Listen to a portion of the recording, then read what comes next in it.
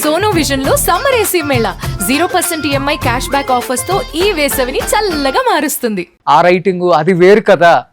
Last మేము 4-5 years నేను చూస్తున్న పోసాని ఈయన కాదు కదా అన్న ఒక సందిగ్ధంలో పడి మిమ్మల్ని అందరూ అపార్థం చేసుకున్నారు, తిట్టుకున్నారు, శాపనార్థాలు పెట్టారు, రకరకాలుగా చేశారు. బట్ మాకు కావాల్సింది ఈయనే కావాలి మాకు. అయితే మళ్ళీ తిరిగి వచ్చారు, మాకు అదే హ్యాపీ. ఈ సమాధానం మళ్ళీ చెప్తాను, నాకు మళ్ళీ చెప్పండి, అది మర్చిపోతాను. ఏంటంటే అప్పుడు సంతకం పెట్టంగానే ఆపరేషన్ చేశారు. చేసిన తర్వాత నన్ను ఫోన్లో పిలిచాడు ఆయన, మురళి రండి అని. చేపట్టుకొని వార్డు లోపల తీసుకొచ్చి ఆ వార్డులో అతను చూపించాడు. ఎంత డస్ట్, ఇంతలో రక్తం అది ఏదో మొత్తం ఈ జారులో ఉన్నాయి గడ్డలు. ఇక్కడ ప్లెయిన్గా ఉన్నాడు, మంచి మన 6 ప్యాక్ అంటారే ఆ లెవెల్లో వచ్చేసింది అది. అంటే అటు నెప్పడుకున్నాడు, వీడు 100 ఏళ్ళు బతికేస్తాడు మురళి, నాకే భయం వేసింది చనిపోతాడు అని చెప్పి. అంటే వాళ్ళ పిల్లల గిల్లలు మొత్తం చూసి వాళ్ళు ఆమె నవ్వు దానం పెట్టింది. ఆ మెడికల్ షాప్కి కూడా డబ్బులు ఇచ్చేసి వెళ్ళా. వాడు మనాడు ఇక్కడికే మన టీవీ ఛానల్లో వచ్చి ఒక ఛానల్లో ఒక ఆయన జర్నలిస్ట్ ఒకటి వెళ్ళాడంట జగిత్యాల, ఏదో ఎంక్వైరీకి దేనికో ఏదో మీటింగ్కో దేనికో వెళ్తే అప్పుడు ఈ జర్నలిస్ట్ అని తెలిసిందంట అతను రాముకి, అతనికి రైతు వస్తే సార్ రాండి సార్ అని చెప్పి చేపట్టుకుని తీసుకెళ్ళి వాళ్ళు చూపించి ఇవన్నీ చెప్పాడంట. చెప్తే నేను ఆయన నాకు ఫోన్ చేశాడు, ఏం మురళి గారు మీరు జగిత్యాల అంటే ఉంది, ఇచ్చాను సార్, ఉండకపోతే ఇవ్వలేను కదా అన్న. ఆ రోజుల్లో పెద్ద మ్యాటర్ కదా. అప్పుడు ఆ పెద్ద మ్యాటరే అంటే మనం ఏం మాట్లాడుకుంటాం, ఇది అయి పక్కన పెట్టేస్తే ఇప్పుడు మీరు అన్నారు, వాడు అన్నాడు, వీడన్నాడు, తిడుతుంటాడు, కోపం ఇది. ఒకప్పుడు లేదు మీ మీద ఇది. ఒకప్పుడు మిమ్మల్ని ఎంత ఇష్టపడేవాళ్ళు తెలుసా? అందరూ పోసాని కృష్ణమూర్తి అని కూడా అనరు, మా మెంటల్ కృష్ణ, మా రాజా కాదు.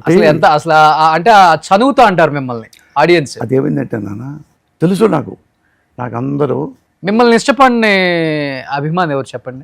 అందరూ ఉంటారు, ప్రతి హీరో ఫ్యాన్ కూడా మిమ్మల్ని ఇష్టపడతారు. కాకపోతే ఏంటంటే ఓ మాట చెప్తాను, ఎప్పుడు వాళ్ళు ఆ కుర్రోళ్ళు పోసాన్ని తిట్టారని, మూశారని, ఇంకా తగలాడారని, అమ్మలక్కలు తిట్టారని, దానికి నేను తల్లి సాక్షిగా ఎప్పుడు సిగ్గుపడలా, భయపడలా, చిన్నబోళ్ళ.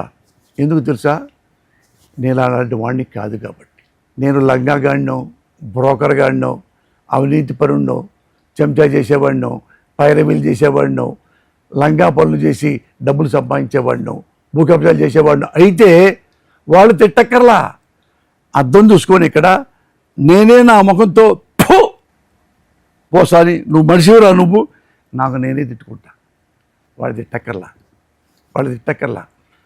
వాళ్ళు తిట్టిన కారణం వచ్చి ఒక్కడెక్కడ చెప్పనండి.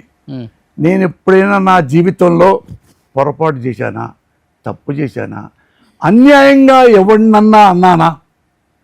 నన్ను అన్యాయంగా అంటే, అకారణంగా అంటే నేను అంట. జైసీ కన్నీ వైసీ బర్ని, నేనేం తప్పు చేశాను? ఒకటి చెప్పనండి, ఒక్కటే. మిమ్మల్ని మాక్సిమం రాజకీయాల్లో ఎవరు అన్యాయంగా అనలేదులే కదా ఎప్పుడు. కాబట్టి వాళ్ళు కూడా ఎవరు అనలేదు మిమ్మల్ని. కాదు, వాళ్ళు కూడా కుర్రోళ్ళైనా వాళ్ళు తెలుసుకొని, అంటే నా అనుకోకూడదు ఎప్పుడు. మా వాడిని ఇట్టన్నాడు, మీ వాడిని ఎట్టెందుకన్నాడు నువ్వు కనుక్కున్నావా? మా కుటుంబాన్ని ఎట్ట తిట్టించాడు కనుక్కున్నావా? నీకు మీ అమ్మ ఎంత ప్రేమో, నీకు మీ అక్కో, మీ చెల్లో, నీ భార్యో ఎంత ప్రేమో, మా కుటుంబాలకు ప్రేమలు ఉండవా? అఫ్కోర్స్. ఇంతవరకు వదిలేసాయి కదండి, ఇంతవరకు వదిలేసాయి, వేరే చెప్పు. ఎగ్జాక్ట్లీ. సో బట్ ఈ స్టోరీ అంతా ఎక్కడ జైల్లో ఖాళీగా కూర్చున్నప్పుడు మీ మైండ్లో తట్టిందని విన్నాను నేను. లేదు,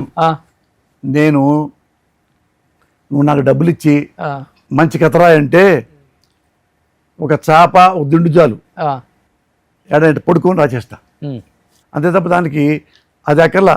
నిరుపాతి స్థలంబు, ఇలాంటి స్థలము, అట్టాగా ఉయ్యలుడుగే ఒక ఉయ్యల, దానికి పక్క ఒక అమ్మాయి ఉండి దానికి అది కిళ్ళి పెడతారు, ఏలు పెట్టి అది ఇచ్చే, ఇలాంటి అట్మాస్ఫియర్లో రాస్తారు కవులు అని ఒక మాట. అప్పుల్లో ఏం మనకు తెలియదు అంటుంటారు ఒకప్పుడు. అది చూడలేదా? అది పురాతన కాలంలో అనుకుంటా, వందల కాలం అప్పట్లో ఓకే. అట్లా చేస్తారని చెప్తూ ఉండేవారు. నాకేమక్కల ఒక పాత చాప, ఒక దిండు, మంచి భోజనం, స్వీట్లు, అరిసెలు అవి ఉంటే చాలు. కానీ మనిషి 2 చోట్లకు వెళ్ళకూడదు అంటారు. ఒకటి జైలు, ఒకటి హాస్పిటల్. మీరు 2 ఒకేసారి చూసారు, ఇబ్బంది కలిగిందా సార్ ఆ ఏజ్లో? లేదు, ఎందుకు చెప్పమంటారా? ఎందుకు ఫాస్ట్గా వచ్చానో చెప్పమంటారా? 2 తెలుసు కానీ ఇప్పుడు నేను అవినీతి పరుడు అనుకున్నాను. మోసాలు చేశాడు, దేశద్రోహం చేశాడు, కన్నింగ్ ఫెలో, అమ్మాయిలు తార్చాడు, బేవర్స్ ఫెలో, ఇవన్నీ ఏ సాక్ష్యాలు ఉంటే జైల్లోకి వెళ్ళాడు అంటే అది నేను సిగ్గుపడాలి. ఓకే. నేను ఏ తప్పు చేయకుండా, నేను ఏమీ చేయకుండా పోసాని నోరు పెద్దది, దాన్ని మూసేస్తే బాగుంటుంది, దాన్ని తగ్గించుకుంటే బాగుంటుంది, తగ్గిస్తే. అందుకని మంచోడే పోసాని, కానీ అట్లా ఈయన పాలిటిక్స్తో వెళ్ళకపోతే బాగుండు అనేది ఉంది అందరికి, ఉంది అని అందులోనే ఒక జైల్లో ఒక 10 రోజులు తిప్పిస్తే ఇక మానేస్తాడు అనుకున్న ఒక భావన. ఎన్ని జైలు తిప్పారు మిమ్మల్ని? తక్కువలోనే, చాలా తక్కువలో వచ్చాయి కదా, చూసావు కదా గబక్కడి నుంచి. తెలుగుదేశం వాళ్ళు నాకు చాలా ప్రేమిస్తారు. చంద్రబాబు గారి అబ్బాయి కూడా నేనంటే బాగా ఇష్టం. చంద్రబాబు గారికి ఇంకా ఇష్టం.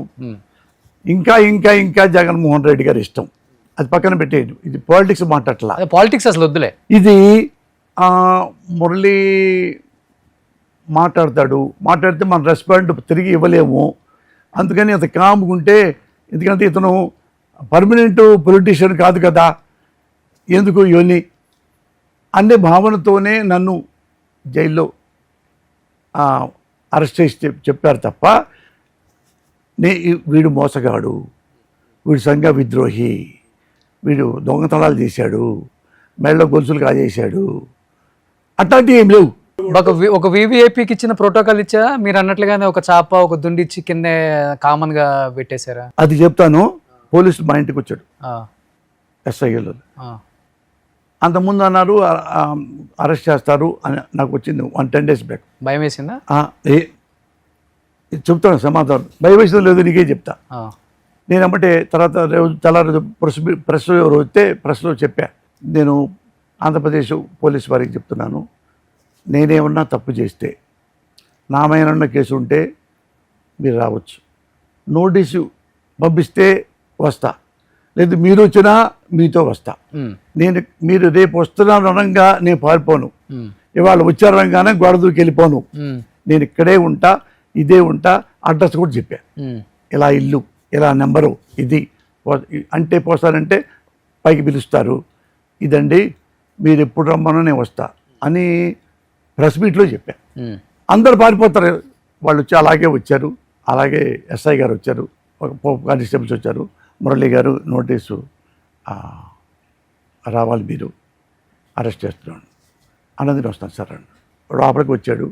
ఒక 3 minutes అన్నం తిన్నాను, చొక్కా ప్యాంట్ వేసుకున్నాను, బ్యాగు 2 నిమిషాలు, 10 నిమిషాల్లో ఇంటికి వచ్చి వెళ్ళిపోయాను. వెళ్ళిపోయిన తర్వాత వాళ్ళే చెప్తా ఉన్నారు, అది ఏం జరిగిందో తెలియదు, ఒక పావు గంట వెళ్ళేలోపే మొత్తం అందరూ తెలిసిపోయింది, మొత్తం అయింది లైవ్లో పెట్టేసేసేస్తుంటే వాళ్ళు షాక్ అయిపోయారు. ఎస్ఐ వాళ్ళు అదే వాళ్ళ పెద్ద ఆఫీసర్ ఉంటారు కదా, వాళ్ళు తిడతారు కదా, ఎవరు చెప్పకుండా చాటుగా తీసుకురా అంటారు. అంటే పోసానికి ఇష్టపడుతుంది, చాటుగా ఎలాగో తీసుకురాగలడు.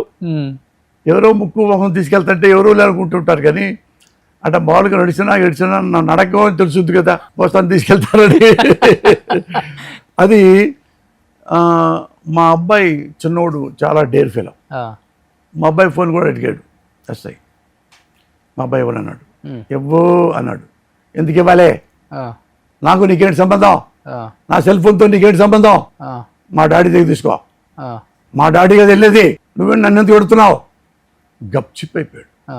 మావాడు 6 feet ఉంటాడు. అవును తెలుసు, నేను చూశాను. చాలా రెస్పెక్టెడ్ బాయ్. అవును, చాలా మంచివాడు, చాలా డేర్ ఫెలో. ఎక్కడికి ఏమి ఎవరు ఒరే కూడా అండవు. ఆ ఎస్ఐ స్టన్ అయిపోయాడు. నేను అలా చూస్తున్నా, ఎస్ఐ ఏం చేస్తాడు చూద్దామని.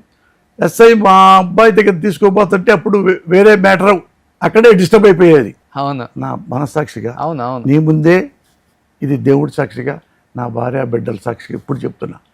ఇది ఆంధ్ర తెలంగాణ మొత్తం రాష్ట్రం ఎవరెవరు వింటున్నారో వాళ్ళందరికీ చెప్తున్నా. మీరు నన్ను తిట్టిన పిల్లలు కావచ్చు, వాళ్ళకి నచ్చిన మనిషిని నేను నొచ్చుకున్నాను, నొప్పించాడు అనుకోవచ్చు. ఓకే వాళ్ళు కూడా నేను నా వయసు పెద్దదే కదా, వాళ్ళు కూడా బిడ్డలాగానే నా బిడ్డలే తిట్టినా రేపు వాళ్ళు పుట్టినా నన్ను చంపినా ఐ డోంట్ కేర్. ఎందుకంటే నేనేమన్నా ఒక లంగా పనిచేసి చచ్చిపోతుంటే ఏడుస్తా. నేను ఎప్పుడూ ఎవ్వరిని అన్యాయంగా అక్రమంగా అకారణంగా ఎవరిని తోలనాడను. జైల్లో ఒక్కరోజు కూడా కళ్ళంబడి నీళ్ళు రాలేదా సార్? ఇప్పుడు చెబుతున్నా వాళ్ళకి, నేను ఎప్పుడూ తప్పు చేయను. అదొకటి గుర్తుకోండి. తప్పు చేశాను అని మీరు అనుకుంటారా, ఇక్కడికే రండి సుమన్ టీవీలో. ఇదే రోషన్ గారు ఉంటారు, నార్కో టెస్ట్ చేపిస్తారు. ఇప్పుడు జైలుకి చెప్పు ఏంటి కళ్ళంబడి నీళ్ళు ఏమన్నా వచ్చినా ఒక్క రోజన్నా జైల్లో? లేదు, ఒక్కసారి వచ్చింది. ఎందుకు చెప్పంటావా? వైఫ్ గుర్తొచ్చా? కాదు, వైఫ్ కాదు. నా భార్య నాకంటే స్టెబన్, చాలా స్టెబన్. చదువుకున్నాం, బాగా ఉన్నాం, పిల్లడు అంతే గట్టిగా ఉంటారు పిల్లలు. దానికి ఎందుకు అంటే వాళ్ళు సూపర్ వాళ్ళు ఉంటారు కదా, మురళి గారు మీరు రోజు కూసారో రోజు పోయి కూసారో మీరు ఇంట్లో ఫోన్ చేసుకోవచ్చు మీరు అని చెప్పి ఆయన ఇచ్చారు. ఓకే థ్యాంక్ యూ సార్ అన్న.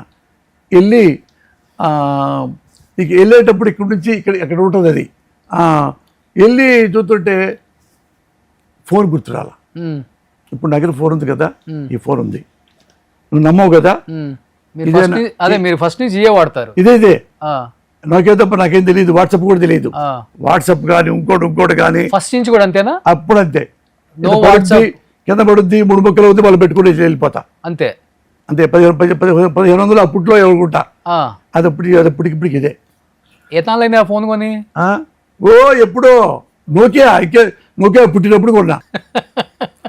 అయిపోయిందా? అది వెళ్ళిన తర్వాత ఫోన్ లేదు. ఇప్పుడు నాకు ఉంది కదా ఈ ఫోన్, నాకు తెలీదు. అక్కడే పోలీసు ఎస్పీ గారు నంబలా. ఏంటి సార్ మీరు మీ నెంబర్ ఏమంటే తెలియదు అంటారేంటి? నిజంగా తెలియదు సార్. ఇంకా సాక్ష్యం చెప్పడానికి ఏంటంటే మీరు నార్కో టెస్ట్ చేయించుకోవడం తప్ప వేరే మార్గం లేదు. నిజంగా నా నెంబర్ నాకు తెలియదు నాన్న. అవును, దేవుడు సాక్షి. అవును తెలుసు నాకు కూడా. అది నేను మా ఆవిడ అంటే ఏమండి మా ఆవిడ నెంబర్ తెలియట్లేదు సార్.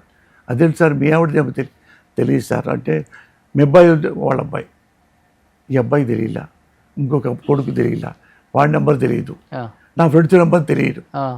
నెంబర్ టైం అప్పుడు అట్లా ఒక అరగంట ట్రై చేసి అప్పుడు నాకు కన్నీళ్ళు వచ్చినాయి. ఫోన్ కూడా నేను ఎట్లా కొట్టుకున్నా, ఫోన్ నెంబర్ కూడా భార్య ఫోన్ కూడా నెంబర్ కూడా తెలియచావుదా నాకు అని ఫీల్ అయ్యి కన్నీళ్ళు పెట్టుకుంటే గార్డ్ గారు ఏం పర్లేదు సార్ కాసేపు ఆలోచించండి, ఇంకేమైనా ఆలోచించండి, ఇంకా వేరే ఉన్నాయో చూడ ఆలోచించండి అని కూర్చోబెట్టాడు. ఎక్కడ పెట్టాలి తెలియక ఏంటంటే ఒక నెంబర్ గుర్తొచ్చింది. నా క్లాస్మేట్ సిఐ పూర్ణచంద్రరావు అని, మా చార్ట్ అకౌంటెంట్, ప్లస్ నా క్లాస్మేట్ చిన్నప్పటి నుంచి. అమ్మాయి అని 9848135481 పెట్టడం పెట్టేశా. వాడు అమెరికా వెళ్ళిపోయాడు. అమెరికా వెళ్ళిపోయాడు. ఎప్పుడో ఎక్కడో లక్కీ రాలేదు అనుకుంటా. తర్వాత మా ఆవిడ చెప్పిందా చేసిందా అంటే, ఏంటండి చేయట్లేదంటే, ఫోన్ లేదబ్బా నీది, నీ నెంబర్ తెలియక, పిల్లోడి నెంబర్ తెలియక. అప్పుడు నాకు ఏడుపు వచ్చింది అన్న. అయ్యో అదే పని చేయండి అయితే అని. ఇది లేదు, దీన్ని మావిడ ఇంటికి వచ్చినాక దీని వెనక పేపర్ వేసి దీని నెంబర్ ఇచ్చింది మావిడ. ఎవరు అడిగితే చెప్పండి, అది ఉంది ఇంట్లో, రేపు రా మా ఇంటి చూపిస్తుంది. నోకియా 2 ఉన్నాయి, అదే రాసుకొని అది చూపిస్తే అప్పుడు నమ్మాడు సూపరింటెండెంట్ గారు. సినిమాలకు స్క్రిప్ట్ రైటరు, ఇన్ని సినిమాలు డైరెక్ట్ చేశారు, ఫోన్ నెంబరు 10 అంకెలు గుర్తు పెట్టుకోలేకపోయారు ఎందుకు? మీ ఆవిడది కానీ మీది కానీ కనీసం పెద్దగా వాడినాం, పెద్దగా వాడినాం. ఏదో వాళ్ళు మాట్లాడితే పెట్టేస్తా. నేను మళ్ళా ఇంట్లోనే ఎక్కువ, ఇల్లు సినిమా. అది తప్ప నాకేం తెలియదు. ఎన్ని గంటలు నిద్రపోయేవాళ్ళు జైల్లో? నిద్ర వచ్చేదా? ఒక్కసారి ఆ. ఎప్పుడు గొరకబెట్టి పడుకునేవాడిని, బ్రహ్మాండంగా పడుకుంటా. కాకపోతే ఏంటంటే 4 సార్లు 5 సార్లు స్నానం చేస్తా. ఆ. నాకు ఎందుకంటే చన్నీళ్ళు చేసుకోవడం చాలా ఇష్టం. అంటే పొద్దున్నే చేస్తా, మళ్ళీ 12కి చేస్తా, మళ్ళీ 4ంటికి చేస్తా, మళ్ళీ 9ంటికి, మళ్ళీ మధ్యాహ్నం నైట్ 10, 10:30 ఆ టైం పడుకొని నిద్రపోతా. పొద్దున్న లేచా అంతే. ఎప్పుడైనా మంచం మీద పడుకున్నానా, బెడ్ మీద పడుకున్నానా 5 నిమిషాల్లో క్లోజ్.